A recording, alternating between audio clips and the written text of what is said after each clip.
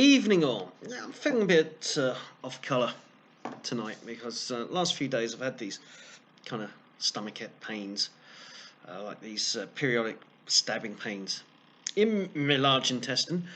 But I've ruled out period pains. I've been reading the some of the Twitter feeds of Jessica Yaniv recently, and how Jay always carry their tampons around just in case. Gem on the blob. But I've ruled it out. I know, transphobic. But seriously, let's have a look at this week's events. Well, first of all, today I went on a day trip with my family to Brighton. We haven't been for a couple of years, but we went to the aquarium there, the Sea Life Aquarium, which I thoroughly recommend. I think it's a high point of going to Brighton. Driving in though, I mean, it is just a graffiti-covered hole, right? It looks like a building site covered in graffiti. I think the local MP should sort that out. Make a real drive to make the place look half decent, not just covered in graffiti and crap everywhere.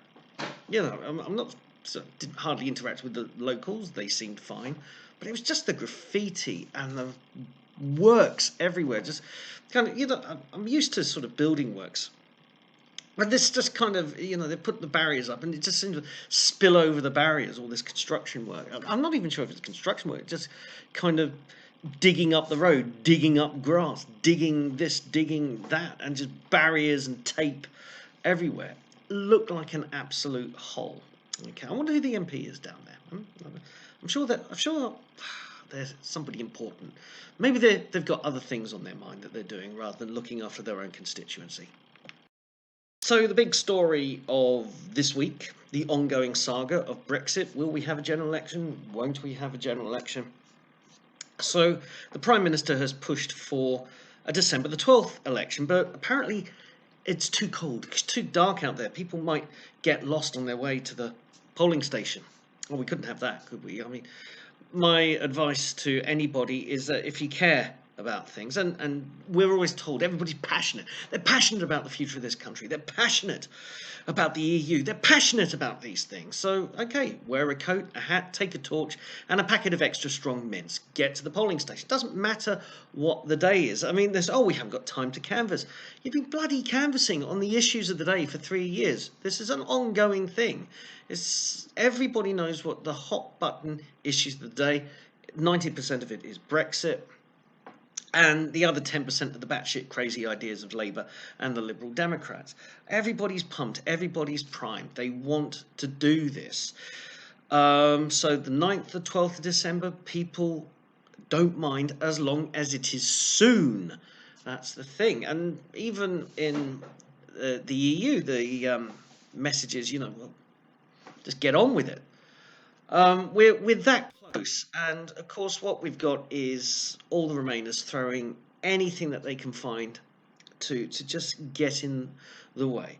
Last week it was Oliver Letwin, the week before it was John Bercow. Now it just seems to be the Labour Party in general just delaying, fudging, coming up with piss poor excuses why not to have a general election. But again, the public groundswell is building up, and now in a poll, and I think this was a skewed poll, but people seem to be less concerned if there's violence against members of Parliament. Again, I think the question may have been loaded, but I think at the core of it is a genuine feeling that the public are disgusted with MPs that just look 100% inside the Westminster bubble and who are ignoring the public at large. And so I I don't think people would generally want MPs to be attacked. I think, perhaps maybe the crazy FBPE types who put out on Twitter regular intervals that they would like physical harm to come to the MPs that they don't like. But I think the vast majority of people, they don't want this to happen, but if it did happen, they wouldn't be surprised. And they would say, well, this is a consequence of what's going on, particularly when we've got a weak police force. Occasional Cortex, and Mark Zuckerberg made for interesting viewing. I did manage to watch her cross-examination of him. Now, a lot of people on the left are saying, "Oh, it was brilliant of AOC." However, most people, and I've seen some commentary videos from the usual suspects, of course, on the right. But I did see some commentary from lawyers, American lawyers, who I would say are kind of centre left liberal, commenting on it, and they think she was awful in cross-examining. They all said it looked like she was working off a pre-prepared script and was incapable of listening to Zuckerberg and adapting her line of questioning to the answers that he was giving. I think her most egregious thing was when she asked an extremely loaded question. I'll try and find a link to this lawyer, because he was very good at analysing it. And what he said was that she asked him this question about you having dinner parties with people with connections with white supremacists, talking about conservatives, a conspiracy theory about conservatives being censored. And what she did was she loaded this question. She had 4 parts of that question, all of dubious veracity. So he's having dinner parties. Okay, with who? Well, with these people who are sympathetic to the alt-right or white supremacists. Citation needed. We need a little bit of proof. Who are these people? Do they have genuine connections with white supremacy? Talking about conservatives being censored on Facebook. Well, that's a single question in itself, a single topic. A conspiracy theory. Is it a conspiracy theory? A lot of people say that it's not a theory, it's fact. So Zuckerberg just gave this response. Dumbfounded. He's been asked a 4-part question that is based on AOC's own conspiracy theories. This is not a question, this is an assertion. He was going, could you repeat the question? So he wanted to, it's not that he was avoiding the question, it's just that, okay, you're going to have to break that question down into its constituent parts. And then AOC said, moving on. That's diabolical. That's not cross-examining. But here's my assessment of it. I don't think AOC was genuinely intending to question Mark Zuckerberg. I don't even think she was generally trying to put Mark Zuckerberg on a hook and dangle him and have him squirm. I think the sole purpose of her cross-examination was to put Mark Zuckerberg and white supremacists in the same sentence. The whole purpose of what she was doing, it was like with the Daily Caller, which is a mainstream conservative journal. Okay, there's nothing white supremacist about it. It's just mainstream conservative. But what AOC wants to do is put into the minds of anybody who's watching, but not that people on the right and the centre are necessarily going to fall for her line, but she's kind of rallying the base. Okay, so if she can link Mark Zuckerberg to white supremacy and just put that in people's minds. Okay, so when you think Mark Zuckerberg, you're thinking white supremacy. When you hear the phrase "the Daily Caller," you're thinking white supremacy. That's what she's trying to do. She's trying to implant a thought into people's heads. And this is why her cross-examination, she's just being stupid and silly and brain dead. Yes, but it's a propaganda message. That's the kind of campaign she wages. She doesn't wage genuine campaigns to help people. What she's trying to do is place a thought in people's minds, and it's a disingenuous, lying thought, which is Daily Caller, white supremacy. It's the "are you still beating your wife" kind of question. That's what she's trying to do. Just trying to mess with left-wing viewers' minds so that they become less objective and less based on facts, and they start linking a name with a pejorative. One of the weird things on Twitter frankly, the last month, me on Twitter, it's been weird. I've come across some very weird people, like the fake observatory in New Zealand, Benmore Peak Observatory, where somebody claims that they're running an observatory program for schools, and it turns out the observatory doesn't exist, and this person goes around accusing people they disagree with on politics being child molesters. And you think a bit of projection, because they're running a non-existent scheme for schools. So that was at the start of the month. Now, at this point, one of the weirdest Twitter spats I witnessed was about Katie Hopkins and Meghan, the Duchess of whatever. I lose track with the minor royals.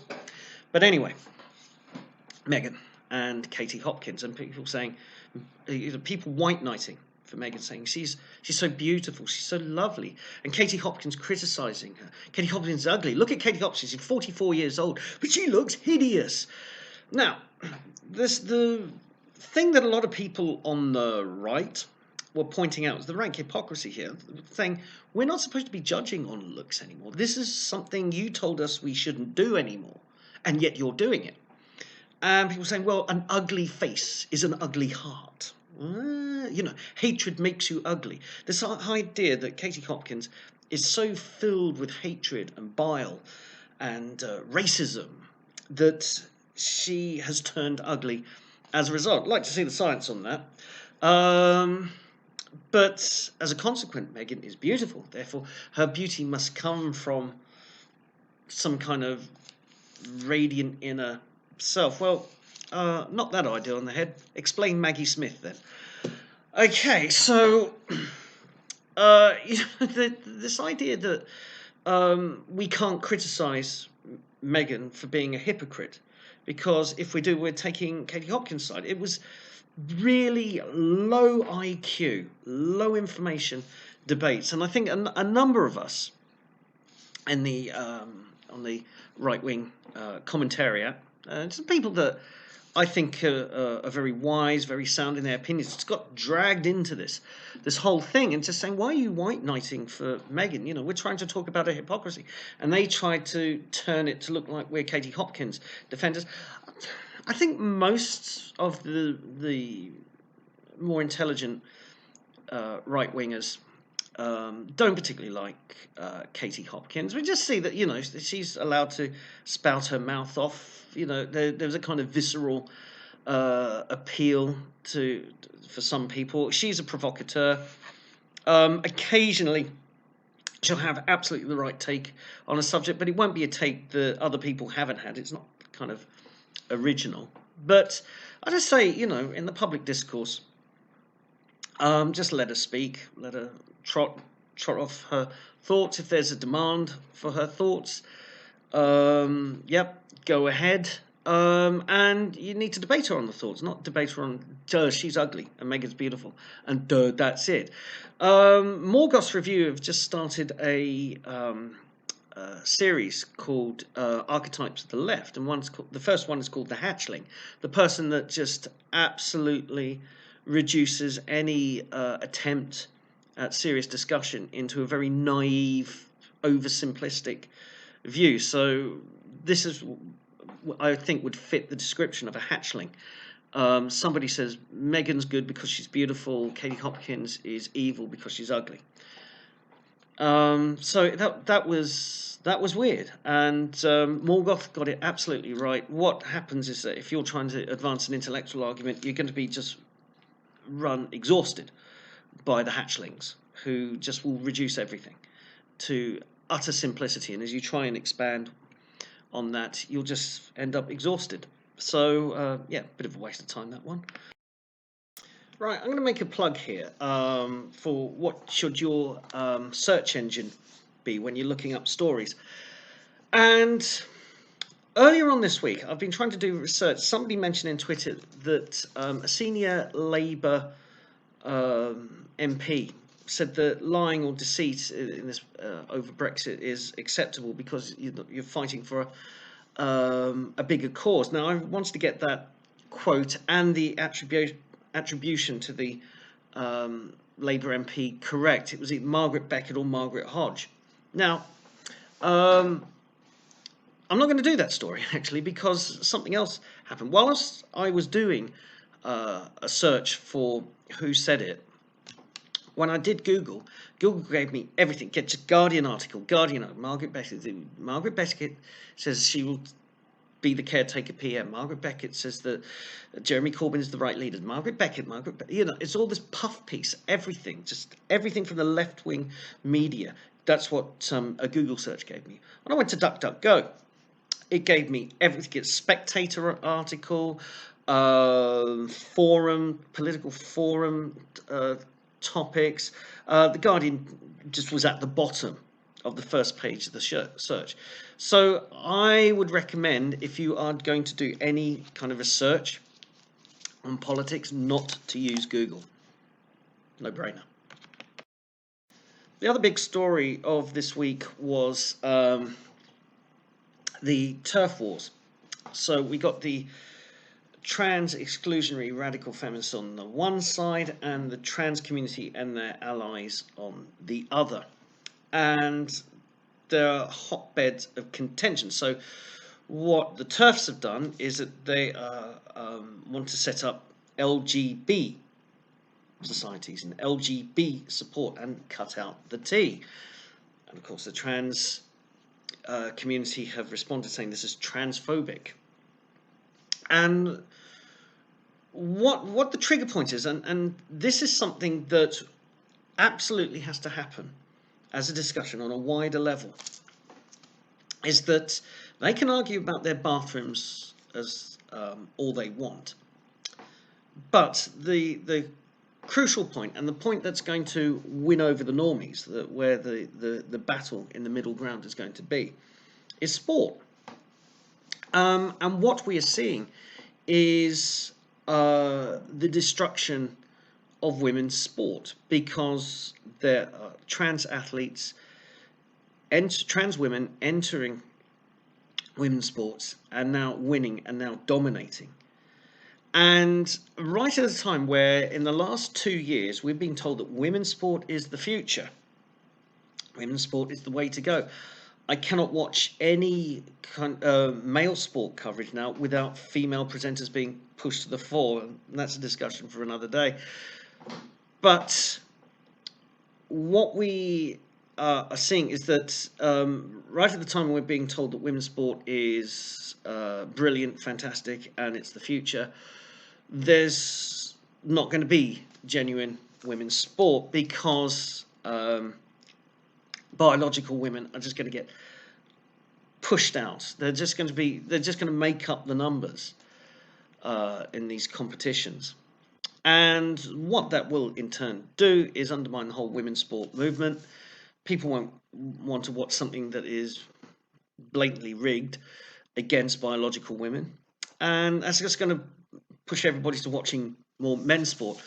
And dare I say it, men's sport's never been better in terms of skill and quality. Look at 2019. We have had a brilliant Cricket World Cup.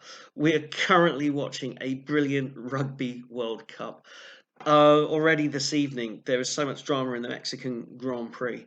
So the quality of men's sport is as entertaining and as high quality as it's been. I mean, and I haven't even mentioned association football, which again is being played at an extremely high level at the moment. So yeah, well done, trans community. You've just strengthened men's sport.